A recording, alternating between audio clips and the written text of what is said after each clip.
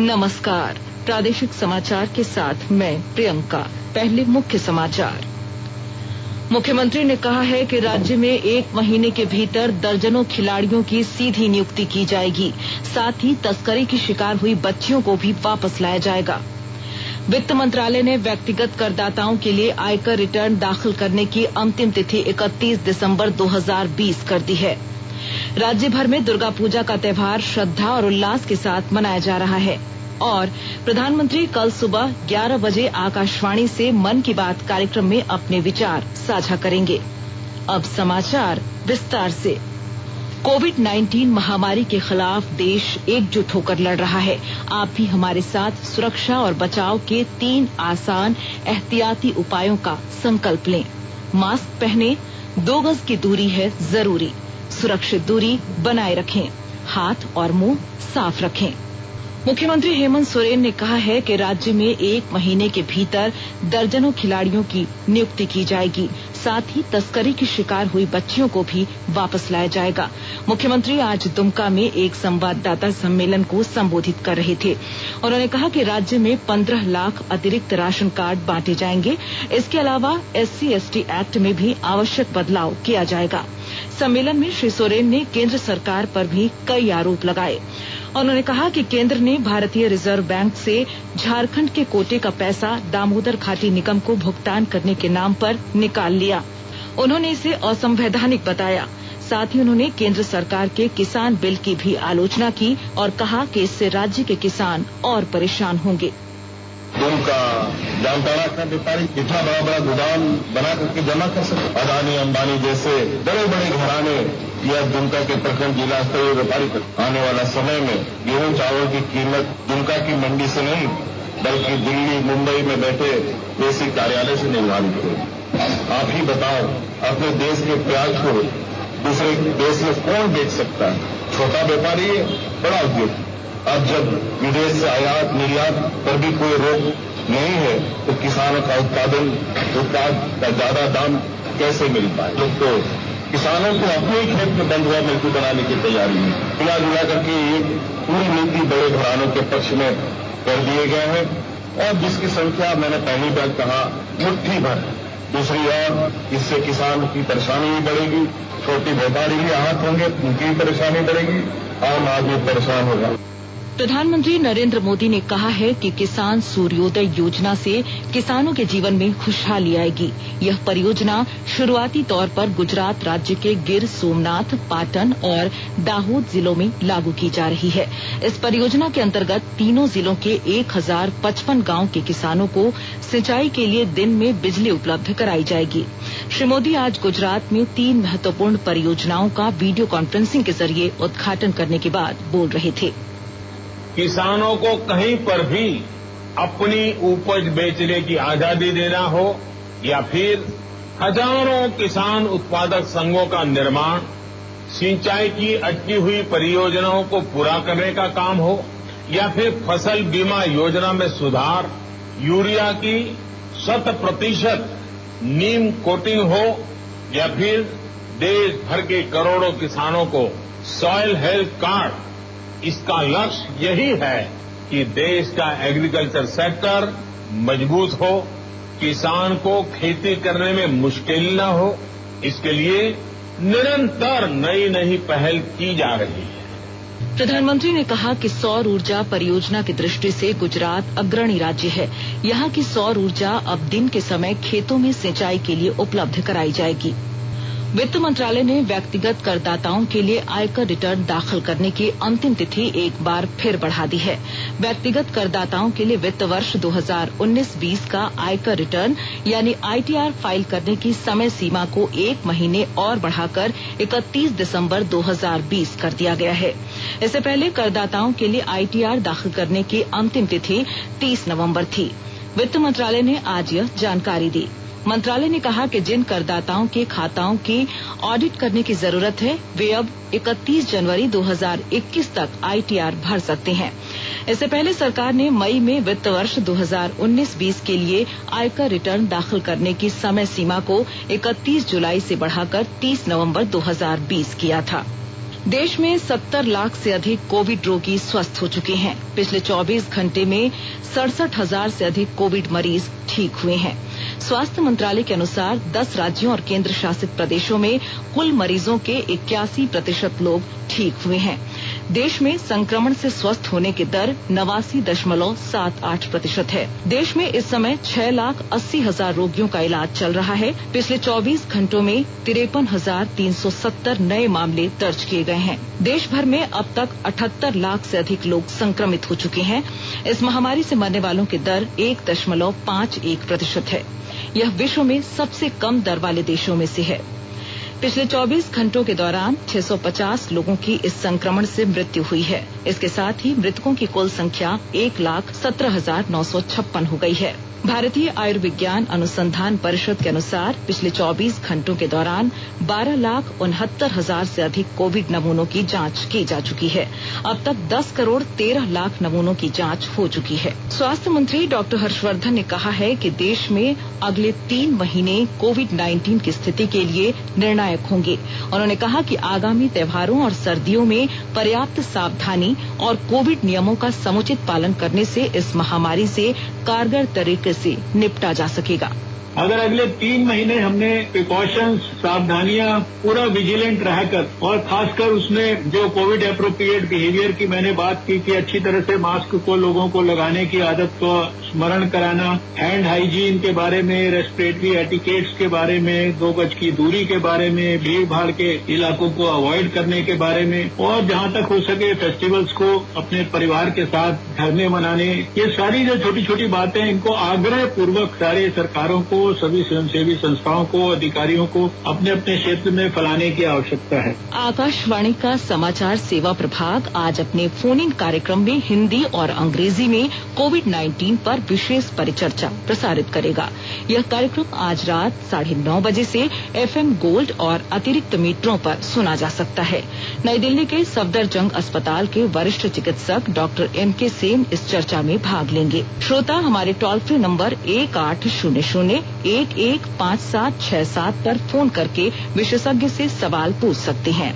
Landline number 011-233-14444 पर भी सवाल पूछे जा सकते हैं। यह कार्यक्रम हमारी वेबसाइट newsonair.com और हमारे YouTube channel news on AIR official पर भी उपलब्ध रहेगा। Mobile app news on AIR से भी अपडेट लिए जा सकते हैं। आकाशवाणी के ताजा तरीन समाचारों के लिए आप हमारी वेबसाइट newsonair.com पर लॉग ऑन कर सकते हैं। ताजा समाचार Twitter handle @AIR news alerts और Facebook page all India radio news पर भी उपलब्ध है। आप प्रादेशिक समाचार एकांश के ट्विटर हैंडल @AIR न्यूज_रांची और Facebook page AIR news Ranchi के अलावा YouTube channel regional news unit Ranchi पर भी हमारे बुलेटिन सुन सकते हैं। प्रादेशिक समाचार आप आकाशवाणी रांची से सुन रहे हैं और अब पेश है कोरोना से बचाव के कुछ संदेश।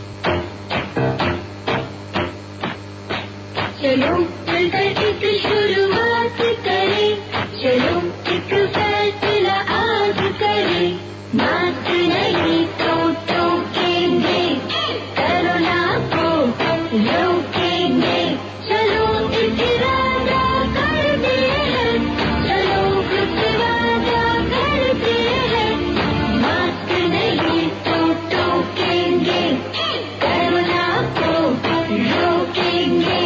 भारत सरकार द्वारा जनहित में जारी।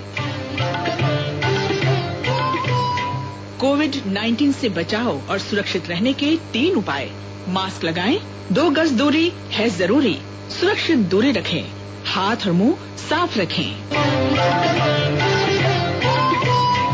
प्रादेशिक समाचार में आपका फिर स्वागत है। राज्य भर में दुर्गा पूजा का त्योहार श्रद्धा और उल्लास के साथ मनाया जा रहा है। कोरोना महामारी को लेकर राज्य सरकार द्वारा जारी किए गए दिशा निर्देशों के अनुसार विभिन्न पूजा पंडालों में सामाजिक दूरी का पालन करते हुए पूजा अर्चना की जा रही है। रामगढ़ जिले के रजरप्पा स्थित मां छिन्नमस्तिका मंदिर में आज बड़ी संख्या में भक्तों ने दूर से ही मां दुर्गा का दर्शन किया। इधर राज्यपाल द्रौपदी मुर्मू और हेमंत सोरेन ने राज्य की जनता को दुर्गा पूजा की बधाई दी है। अपने एक संदेश में मुख्यमंत्री हेमंत सोरेन ने कहा है कि मां दुर्गा समस्त राज्यवासियों को बेहतर स्वास्थ्य और खुशहाली प्रदान करें। और राष्ट्रपति, उपराष्ट्रपति और प्रधानमंत्री ने देशवासियों को दुर्गा पूजा पर शुभकामनाएं दी हैं।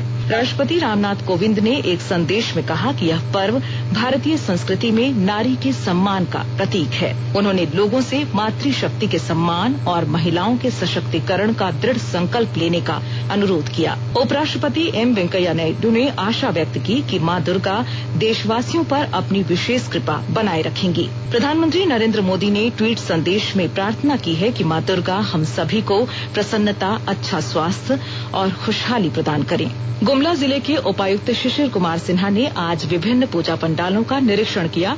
इस दौरान उपायुक्त ने जिला प्रशासन द्वारा जारी कोरोना नियमों का सख्ती से पालन करने के निर्देश दिए। उन्होंने पूजा समितियों से सामाजिक दूरी का कड़ाई से पालन करते रहने की अपील की। प्रधानमंत्री नरेंद्र मोदी कल सुबह 11 बजे आकाशवाणी से मन की बात कार्यक्रम में अपने विचार साझा करेंगे।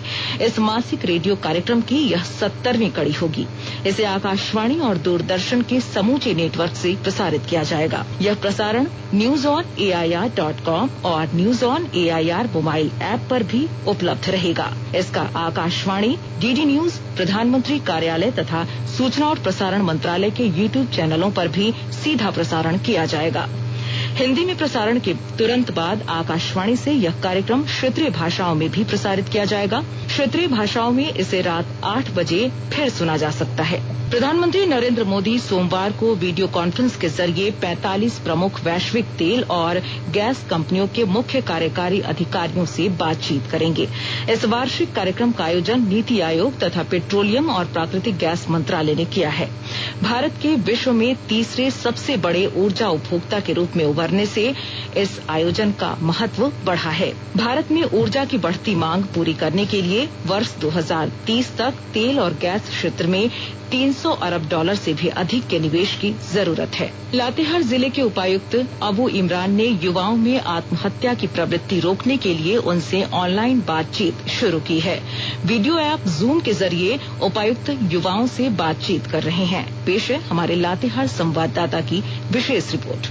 लातेहार जिले में युवक युवतियों में बढ़ती आत्महत्या की प्रवृत्ति को रोकने के लिए जिले के उपायुक्त अबू इमरान ने अनोखी पहल की है। उन्होंने विशेषज्ञों के साथ जूम ऐप के माध्यम से जिले के युवक एवं युवतियों से सीधा संपर्क स्थापित किया। आत्महत्या के कारणों पर विशेषज्ञों और शिक्षाविदों के साथ विचार विमर्श किया। आत्महत्या का मुख्य कारण निराशा है। उन्होंने कहा कि वर्तमान परिस्थितियों में कभी घबराने की जरूरत नहीं है, बल्कि इस दौरान आत्मविश्वास बनाए रखना चाहिए। उन्होंने युवा वर्ग से अपनी मनोवृत्ति को बदलने की बात कही। उन्होंने कहा कि असफल होने पर निराश होने के बजाय अपने आप में यह जुनून पैदा करना चाहिए कि सफलता हासिल करके ही रहेंगे। विशेषज्ञों ने कहा कि आर्थिक व मानसिक परेशानी ही आत्महत्या का मुख्य कारण है। संजय कुमार तिवारी, आकाशवाणी समाचार, लातेहार। जमशेदपुर के कदमा थाना क्षेत्र स्थित मरीन ड्राइव के पास आज सुबह तेज गति में जा रहे ट्रेलर ने सड़क पार कर रहे एक युवक को कुचल दिया। हादसे में गंभीर रूप से घायल युवक की घटनास्थल पर ही मौत हो गई। घटना के बाद स्थानीय लोगों ने वाहन चालक को पकड़ लिया और पुलिस को इसकी सूचना दी। पुलिस ने चालक को गिरफ्तार करते हुए वाहन जब्त कर लिया है। गुमला जिले के रायडीह थाना क्षेत्र में 2 लोगों की हत्या के मामले में पुलिस ने आज 5 आरोपियों को गिरफ्तार किया है। जिले के पुलिस अधीक्षक हरदीप पी जनार्दन ने आज एक संवाददाता सम्मेलन में बताया कि सभी आरोपी चैनपुर थाना के नातापुल गांव के हैं। इनकी गिरफ्तारी के लिए एक विशेष टीम का गठन किया गया था। इस मामले में मुख्यमंत्री हेमंत सोरेन ने गुमला जिले के उपायुक्त और पुलिस अधीक्षक को कड़ी कार्रवाई करते हुए सूचित करने का आदेश भी दिया था। रांची जयनगर पूजा स्पेशल ट्रेन की बुकिंग आज से शुरू हो गई है। रेलवे ने इस ट्रेन को 18 नवंबर को चलाने की घोषणा की है। वापसी में 19 नवंबर को यह ट्रेन जयनगर से रांची लौटेगी। इस ट्रेन को सुपरफास्ट बनाया गया है, साथ ही इसके ठहराव को कम किया गया है। रांची से खुलने वाली इस ट्रेन का पहला ठहराव धनबाद होगा।